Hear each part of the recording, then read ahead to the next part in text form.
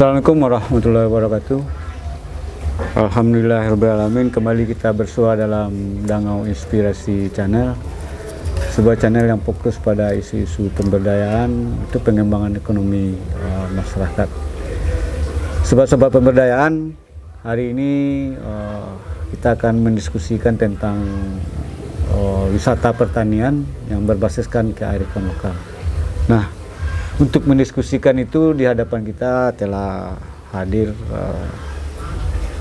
seorang pembicara yang sangat kompeten ya untuk membicarakan ini, yaitu Ibu Dr. Wirdaningsih, Kepala Pusat Kearifan Lokal Universitas Negeri Padang. Selamat siang, Bu Dokter. Selamat siang, Alhamdulillah bisa ketemu lagi dalam acara podcast. Ini udah podcast kita yang berapa kali ini? Ketiga kali. Yang ketiga kali ya, kita tetap bicara soal hal yang terkait dengan kearifan lokal. Nah, Bu Dokter, kita sekarang ingin mendiskusikan lah tentang wisata pertanian yang berbasiskan kearifan lokal. Kita tahu bahwa Sumatera Barat itu kan memang daerah pertanian. Dan kita tahu juga bahwa sebagai daerah pertanian memiliki keindahan yang luar biasa sebenarnya. Ada orang bilang Sumatera Barat ini atau Ranah Minang ini seolah sepetak tanah surga yang jatuh ke bumi. Begitu keindahan alam orang yang menyebut Sumatera Barat. Nah, ini yang akan kita diskusikan dan kita kaitkan dengan kearifan lokal di Sumatera Barat. Nah, pertanyaannya bagaimana Bu Dokter sebagai orang yang menggeluti ya kearifan lokal Sumatera Barat dan kita kaitkan dengan wisata di sektor pertanian, bisa dijelaskan? Makasih Pak Yos. Daerah kita kan memang daerah pertanian. Daerah pertanian itu indah, alamnya bagus. Tapi tidak hanya indah, tapi ada estetika, ada etika, ada peradaban di dalam pertanian itu. Jadi di dalam pertanian itu ada sikap-sikap bijaksana, ada sesuatu pengelolaan dari pertanian, ada sesuatu kehidupan yang sebenarnya humble, kehidupan yang sangat menarik, kehidupan yang di situ ada sebuah tolong menolong, ada sebuah kehidupan yang saling bekerja sama, saling berbaur, dan satu lagi kehidupan. Nah, itu kan pertanian itu kan banyak itu. Misalnya di pertanian itu ada sistem pengolahan. Misalnya kita kan banyak mengenal sebenarnya kearifan lokal dari pertanian. Nah, kearifan lokal itu kan apa nilai, pengetahuan atau keterampilan atau sistem pengolahan hidup masyarakat yang di situ itu yang sudah turun temurun, sudah dijadikan pedoman hidup dan identitas, dan sudah diturunkan kepada generasi berikut dan itu baik, dan itu hidup di tengah kehidupan pertanian.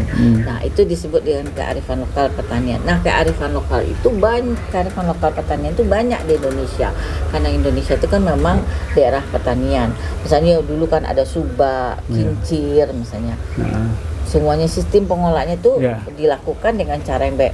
Misalnya kalau tradisi di pertanian itu kan ada, misalnya kan orang pergi menyabi nanti hari ini sama kelompok si B, besok di si A, besok si C, berjulu-julu gitu ya? Ya, ganti-gantian gitu. Kemudian nanti setelah menyabi nanti bersedekah bersama-sama, ajak orang makan bersama-sama, atau gembira-gembira melakukan misalnya pupuk bersama, nyanyi, berkegiatan bersama gitu.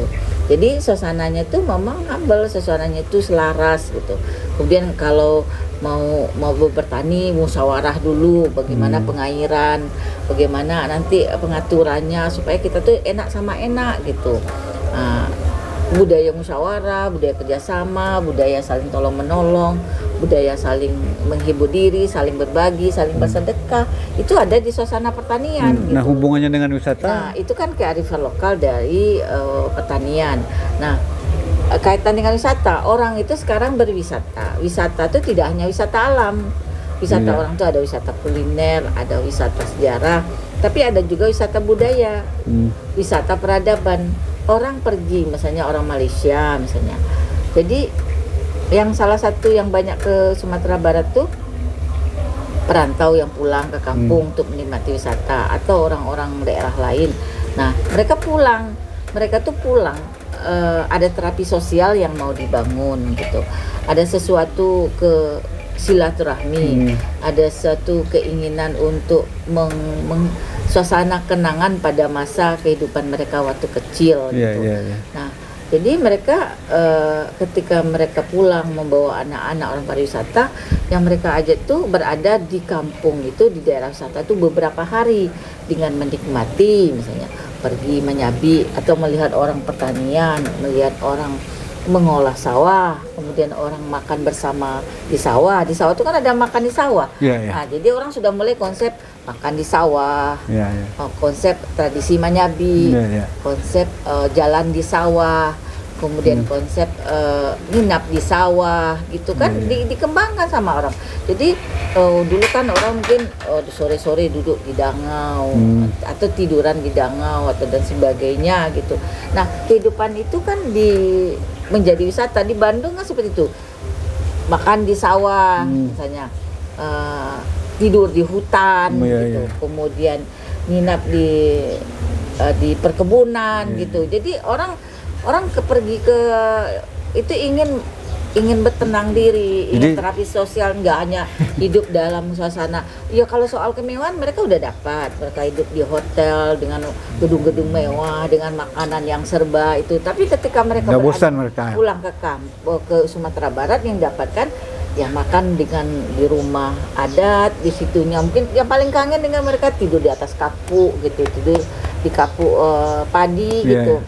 Makan tidur di atas jerami gitu. Jadi suasana itu yang membuat mereka terapi hidup. Mereka pun nyaman, suasana pertanian yang enak, suasana makan yang berasnya yang enak, lauk pauknya yang dipetik langsung, main petik langsung, misalnya tomat petik langsung, kentang goreng langsung, kan itu dikembangkan.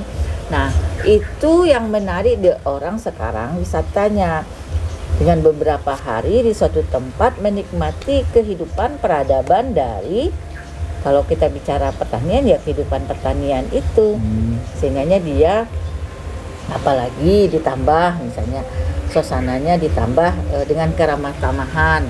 Kan kalau orang Minang terkenal dengan kalau menghormati tamu, menghormati orang yang datang gitu, dan disajikan dengan makanan randang, makanan paling lama nah sedunia gitu. Randang itu dijadikan perhelatan buta. Apalagi kalau ada cerita lagi tentang randang itu, misalnya randang ini Bu gitu nih, makanan yang merupakan simbol dari orang Minangkabau. Simbolnya gimana gitu ya, randang ini simbol tigo tungku sajarangan, dagingnya tuh menggambarkan nenek mama gitu. Kalau santan itu cedik pandai, kalau bumbu-bumbu pedas itu alim ulama. Ya ada story nomiknya. Semakin menarik lah pariwisata. Dia semakin menikmati langsung suasana kampung. Kemudian makan itu ketika dia bercerita. Apalagi kita ceritakan tradisi lelong misalnya. Tradisi lelong ini apa? Julo-julo gitu. Kita tuh tolong menolong, dikumpulin duit, nanti makan bersama, makan di sawah. Nah makan di sawah tuh paling enak, dibungkus dengan daun gitu, dengan makanannya nggak basi gitu, higienis dan sebagainya. Kan itu yang sangat diidam-idamkan bagi orang yang di kota, orang-orang yang hidup dalam metropolitan, orang-orang yang hidup dalam hedonisme. Tapi ketika mereka inginkan dalam sebuah pariwisata itu ya terapi sosial mereka, terapi ibadah mereka, mungkin ibadah. Kita juga menyiapkan paket, misalnya kalau paketnya misalnya paket sholat subuh di masjid gitu kan, enak sekali. Kita saja kalau saya sangat menganginkan kalau pulang kampung itu yang aku inginkan, saya pagi-pagi subuh makan sholat subuh, nanti makan goreng katan, nanti setelah itu dibawa ke sawah sampai di sawah menikmati menyabi, nanti makan siang makan di sawah lagi, nanti sorenya nanti pergi ke tabe mancing ikan, dapat ikan lagi. Jadi kehidupan membakar ikannya, semuanya suasananya membuat orang wisatanya memang sangat enak. Jadi Sumatera Barat itu kalau dibicara wisatanya ya paling bagus itu wisata budaya peradaban itu. Artinya memang kita melihat apa ya? Berarti Ibu melihat tradisi yang berkembang di Sumatera Barat di sektor pertanian itu sangat mengundang ya. untuk dunia wisata baik yang disebabkan oleh kerinduan misalnya orang rantau, kerinduan terhadap kehidupan masa kecilnya, orang luar maupun melihat ingin menikmati keunikan sebuah masyarakat. Nah sejauh ini Bu Dokter melihat seperti apa ini kenyataan pengembangannya wisata di Sumatera Barat dikaitkan dengan sekarang itu kan orang sudah mulai, kalau orang-orang yang punya pegiat-pegiat wisata itu sudah mengembangkan paket wisata budaya. Jadi dia orang tuh biasanya paket wisata itu biasanya segerombolan satu mobil gitu. Nanti mereka sekampung pulang rame-rame. Nah lalu kan diadakan paket-paket tuh, misalnya sampai nyampe nginap di rumah gadang. Gitu. Artinya sudah mulai ya, melihat bahwa potensi ini mulai dikembangkan oleh penggiat-penggiat. Jadi nggak nginap di villa, tapi nginap di rumah gadang, yang masih rumah enaknya situ rumah gadang mulai direnovasi, mulai diperbaiki, mulai dilestarikan. Nah, lalu masaknya apa? Masak ditungku gitu. Masak air yang ditungku itu mereka nikmati hangat-hangat. Mungkin masukin ubi, lalu mereka makan sama-sama. Suasana itu yang didapatkan. Apalagi umumnya kan daerah-daerah yang dingin itu paling enak itu. Nanti makan dan kalau yang salah satu contoh lagi ya, yang misalnya kalau kampung si Junjuang itu kan rumah gadang 100 rumah gadang 1000 itu, ya. 1000 rumah gadang, bukan 1000, 100 rumah gadang. Nah itu sudah direnovasi, sudah, tapi nggak dipugar, maksudnya nggak dirontokkan, tapi tetap dipertahankan keasliannya. Nah, kalaupun ingin menambah di bawah gitu. Nah itu jadikan homestay, orang-orang asli penduduk tetap menikmati rumah dia. Nanti orang tuh nginap dengan ala apa adanya, sebagaimana rumah gadang. Ada pilihannya sebenarnya, ada pilihan dibikin sih, boleh di atas kasur, boleh di atas kapuk. Kalau karena ingin tidur di atas kapuk, di atas padi itu kan, nanti makanan dimasak oleh ibu-ibu itu, masak dengan racikan ya yang makanan asli, ya sama lado tanah, ya asam pade, randang ubi, atau pokoknya yang sangat-sangat yang tidak akan mereka temukan kalau mereka berada di kota, tidak akan mereka temukan di daerah lain, akan mereka temukan secara spesifik berada di Minangkabau. Nah, tapi kan gini lagi Bu Dokter, tantangannya kan yang pertama saya melihat ada image negatif lah terhadap dunia wisata, terutama dari kalangan budayawan atau orang-orang yang hidup di situ. Misalnya ini Mama kadang-kadang kan ya pandangan negatifnya ini membawa nilai-nilai yang tidak cocok dengan. Nah itu yang paling. Yang kedua mungkin tantangannya menurut saya bagaimana masyarakat di sekitar itu juga mendapat manfaat yang besar terhadap pengembangan wisata. Nah ini kadang-kadang kan tidak begitu terlihat ya. Yang menikmati dampaknya ini kan kadang-kadang kan justru ya mungkin pelaku-pelaku yang utama lah. Nah ini bagaimana Ibu? Nah sebenarnya kan dengan konsep pariwisata berbasis kearifan lokal itu sebenarnya itu adalah pariwisata yang menghargai budaya daerah setempat. Yang menjadi masalah kan di Nenek Awako adalah persoalan ada nilai orang luar dibawa ke dalam. Nah ketika kita mengatakan pariwisata berbasis kearifan lokal, orang luar itu yang beradaptasi ke kita. Ini loh nilai-nilai kita, ini loh peradaban kita, ini loh kehidupan kita. Dia mau ke sini tuh memang mau menikmati peradaban kita, ingin menikmati kehidupan kita. Berarti dia otomatis dia beradaptasi. Disuruh pakai baju kurung mau dia itu. Disuruh pakai selendang, sarung orang ke sawah mau dia. Apalagi kalau dia foto di sawah dengan suasana seperti itu. Berarti di situ secara tidak langsung itu kekhawatiran nenek mama kita akan orang yang berpakaian tidak sesuai dengan nilai-nilai adat kita bisa keluar. Artinya kan gini, mungkin konsepnya itu harus didudukkan bersama dulu dengan masyarakat setempat, terutama dengan tokoh-tokoh masyarakat, nilai-nilai apa, cara perilaku seperti apa, itu memang harus dirumuskan bersama, tentu sesuai dengan kearifan. Ini penting menurut salah satu kan yang dikatakan ketika kita bicara pariwisata berbasis kearifan lokal, otomatis kita berbasis komunitas. Komunitas itu adalah masyarakat setempat yang secara geografis memang di daerah situ yang menempati dengan baik.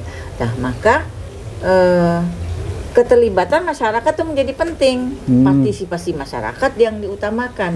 Nah, contoh kita melihat yang di Sejunjung atau di beberapa rumah-rumah 100 rumah gadang yang ada di Sejunjung itu ada pemiliknya satu-satu tuh. Di pemiliknya, cuma mungkin di sponsor, ada dapat bantuan CSA dari Bank Mandiri, ada CSA dari Bank BNI dan sebagainya, sehingga ada perbaikan. Tapi kepemilikannya tetap penduduk itu. Artinya yang pemilik harus mau tak mau harus mendapatkan nilai ekonominya juga. Nilai ekonomi. Maka kalau kita lihat di Sejunjung itu misalnya nginap di rumah gadang. Nah, sudah itu di rumah gadang, itu kan kalau mau makan katanya kalau makannya pakai siang harganya berapa? Ada digituin, kalau makan pagi berapa. Disediain sama dia, nanti siang boleh ke sawah. Ditemani ke sawah. Jadi si masyarakat lokal harus langsung menjadi pelaku wisata juga yang harus dikembangkan. Yang artinya proses dialognya itu dengan yang punya rumah, jadi homestay gitu. Jadi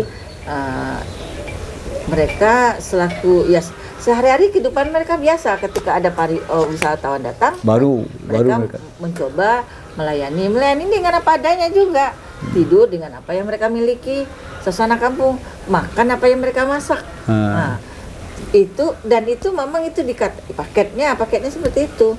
Ada lagi paketnya mau makan di sawah, lalu disiapkan untuk makan di sawah.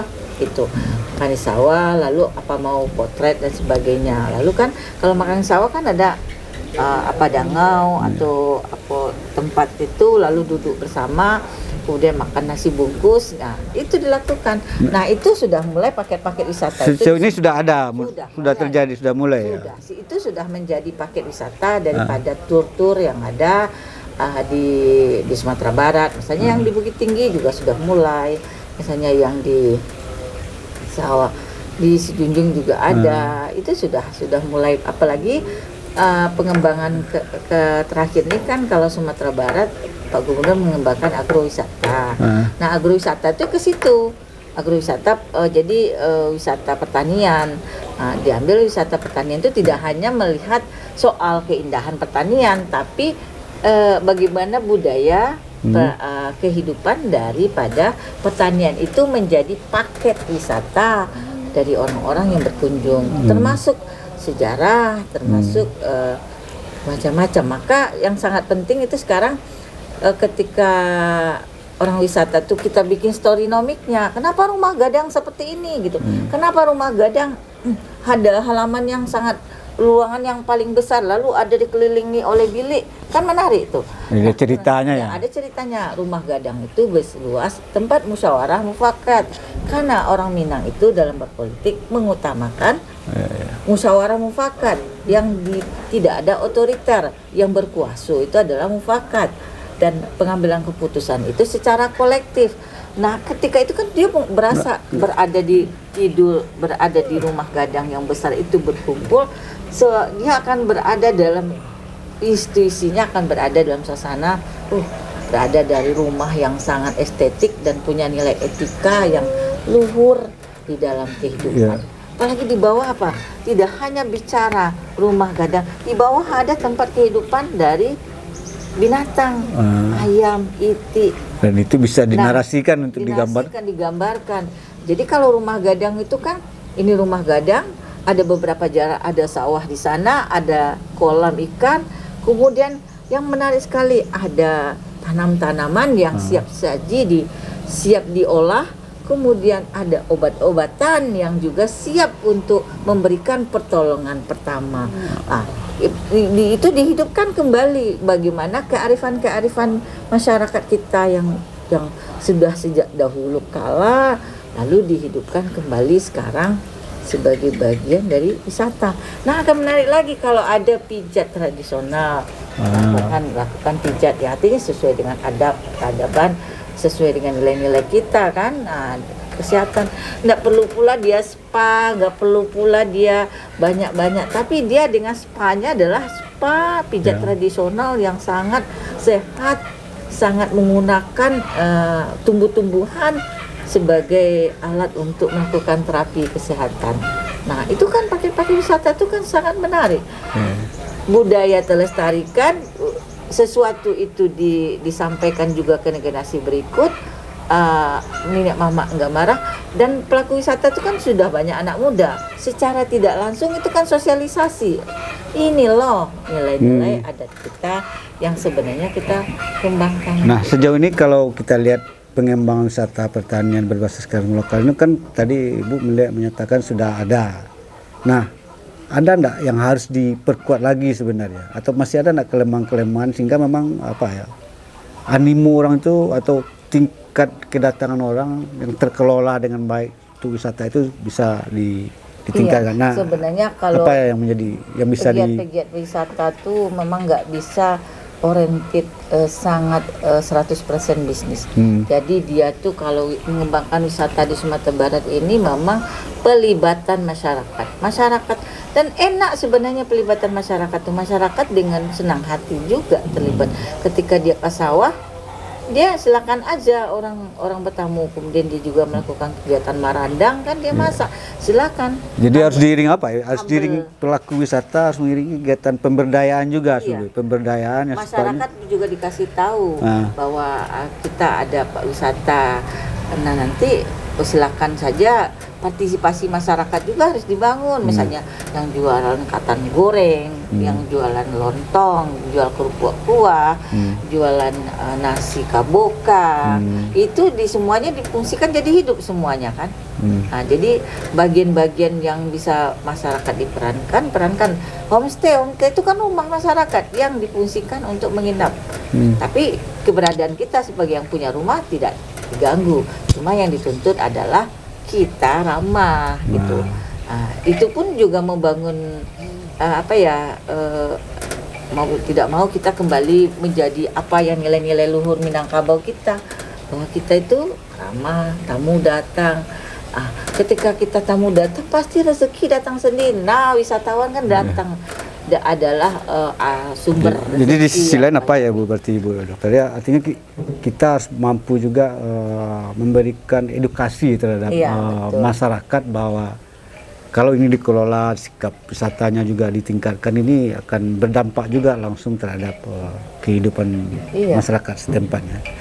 Untuk mewujudkan partisipasinya tadi gitu ya. Paling juga ada lagi makan bajamba. Paket makan bajamba juga sudah ada gitu. Apalagi kalau masyarakat sedang mengadakan acara mendoa, ya tinggal disambungin saja perhelatan mendoa dengan paket wisata, komunikasi. Ya sudah, orang mendoa juga menerima, mungkin wisatawan makan bersama. Wisatawan pun juga mampu juga dia berbuat kan. Misalnya mendoakan Quran, ya dia semangat juga kasih anak kata Quran, kasih uangan, ya artinya hukum resiprositas yang sangat humble, sangat memberi dan menerima dengan saling menghormati, itu terjiwai juga oleh para wisatawan. Jadi sebenarnya yang agak kendalanya terakhir itu sejauh mana pegiat pariwisata menyambungkan ide-idenya ini dengan masyarakat. Maksudnya ini ya, tiba-tiba sawahnya dipakai itu bingung dia mau ngapain ya. Tapi jadi tidak bisa instan juga ya, harus edukasinya harus panjang juga nih. Diedukasikan dengan masyarakat sehingga lama-lama masyarakat juga berpartisipasi sumber wisata. Dan Bu Widam juga mencari, misalnya di Pariaman kan ada nipah tuh. Di rumahnya itu kan banyak nipah itu. Semuanya berjualan nipah, nggak apa-apa, sepanjang jalan tuh sudah menjadi pariwisata kuliner nipah. Menarik ya juga di situ dilakukannya. Jadi di Sumatera Barat ini memang sangat cocok pengembangan pariwisata berbasis komunitas, berbasis kearifan lokal. Orang-orang, kalau soal keindahan daerah-daerah lain juga banyak yang indah gitu. Soal keindahan tuh masing-masing kan beda-beda. Ya kalau mencari ya memang sudah ada. Ya, tidak hanya orang tertarik dengan keindahan saja, itu kan membosankan kadang-kadang. Orang tidak bisa lama-lama, tapi kalau keunikan itu dikelola dengan baik, ini akan semakin tertarik ya. Mungkin itu ya Bu ya, diskusi kita hari ini. Terima kasih, menarik diskusi kita sobat-sobat pemberdayaan tentang wisata pertanian berbasis kearifan lokal. Satu hal yang mungkin dapat kita simpulkan bahwa selain kita punya potensi yang luar biasa tentang wisata pertanian ini lengkap dengan budaya dan kearifan lokal, tapi kita juga masih punya tantangan bagaimana penggiat wisata menyatukan diri, mengelola, mengembangkan konsep wisata secara lebih partisipatif dan memberikan dampak yang besar terhadap semua pihak yang hidup di sektor wisata itu. Baik, terima kasih. Semoga diskusi ini bermanfaat. Sekali lagi selamat. Terima kasih Bu Dr. Rudaningsih. Akhiri dengan Assalamualaikum warahmatullahi wabarakatuh. Video kami kali ini, terima kasih sudah menonton. Jangan lupa untuk like, komen, dan subscribe untuk mengikuti perkembangan terbaru dari channel ini. Sampai jumpa di video selanjutnya.